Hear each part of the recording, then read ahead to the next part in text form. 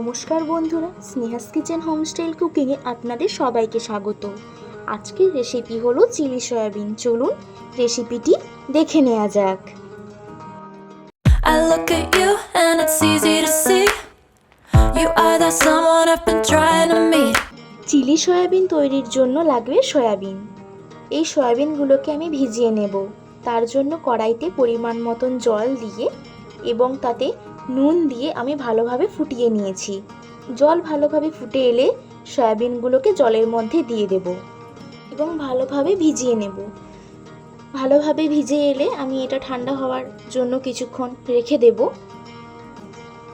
ঠান্ডা হয়ে গেলে আমি হাতের সাহায্যে সয়াবিনকে প্রেস করে ভিতরে থাকা জলগুলোকে ভালোভাবে বের করে নিয়ে একটি পাত্রে ম্যারিনেশনের জন্য রেখে দেব। ভাবে সমস্ত সয়াবিনগুলো থেকে আমি জল প্রেস করে বের করে নিয়েছি। ম্যারিনেশনের জন্য আমি এখানে দিয়ে দেব আদা ও রসুন বাটা, একটা গোটা ডিম ফাটিয়ে নিয়ে নেব এবং নিয়ে নেব পরিমাণ মতন লঙ্কা গুঁড়ো এবং দেব 2 চামচ মতন কর্নফ্লাওয়ার। ভালোভাবে হাতের সাহায্যে মাখিয়ে নেব। তারপর কিছুক্ষণের জন্য আমি এটাকে ম্যারিনেশনের জন্য রেখে দেব। চিলি সয়াবিন তৈরির জন্য লাগবে ক্যাপসিকাম। ক্যাপসিকামগুলোকে আমি এইভাবে কেটে নিয়েছি এবং লাগবে পেঁয়াজ। পেঁয়াজগুলোকেও আমি এইভাবে কেটে নিয়েছি। তারপর একটা কড়াইতে পরিমাণ মতন তেল দিয়ে দিলাম। ম্যারিনেশন করা সয়াবিনগুলো ভেজে নেব। আমি একে একে চামচের সাহায্যে সমস্ত সয়াবিনগুলোকে তেলের মধ্যে দিয়ে দিলাম।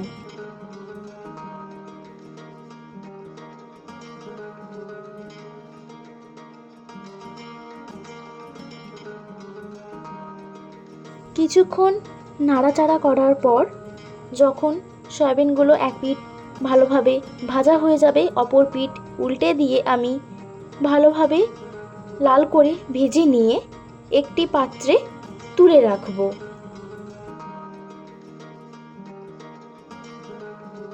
সমস্ত সয়াবিনগুলোকে একটি পাত্রে তুলে রাখলাম। তারপর আমি চিলি সয়াবিনের জন্য একটি সস তৈরি করে নেব। তার জন্য একটি বাটিতে আমি দিয়েছি 2 চামচ টমেটো সস, 2 চামচ সয়া সস এবং দিয়ে দেব 1 চামচ চিলি সস এবং অল্প জল দিয়ে ভালোভাবে আমি সসের মিক্সচারটা রেডি করে নেব। তারপর গ্যাসে একটি কড়া বসিয়ে আমি তাতে তেল দিয়ে তেল গরম হলে দিয়ে দিলাম কুচনো রসুন। তারপর ভালোভাবে লাল লাল করে ভেজে নিয়ে আমি দিয়ে দেব কেটে রাখা ক্যাপসিকাম কুচি। ভালোভাবে নাড়িয়ে নিয়ে আমি দিয়ে দেব পেঁয়াজ কুচি। তারপর কিছুক্ষণ ধরে ভেজে নিয়ে পরিমাণ মতন নুন দিয়ে দেব এবং কাশ্মীরি লঙ্কার গুঁড়ো দিয়ে দেব। কাশ্মীরি লঙ্কার গুঁড়ো দিলে কালারটা খুবই ভালো আসে। তারপর আমি আগে থেকে বানিয়ে রাখা সসের মিক্সচারটাও আমি দিয়ে দিলাম। ভালোভাবে মিশিয়ে নেব। ভালোভাবে মিশিয়ে নিয়ে আমি দিয়ে দেব আগে থেকে ভেজে রাখা সয়াবিনগুলো। আবারও আমি কিছুক্ষণ নাড়িয়ে চাড়িয়ে নেব।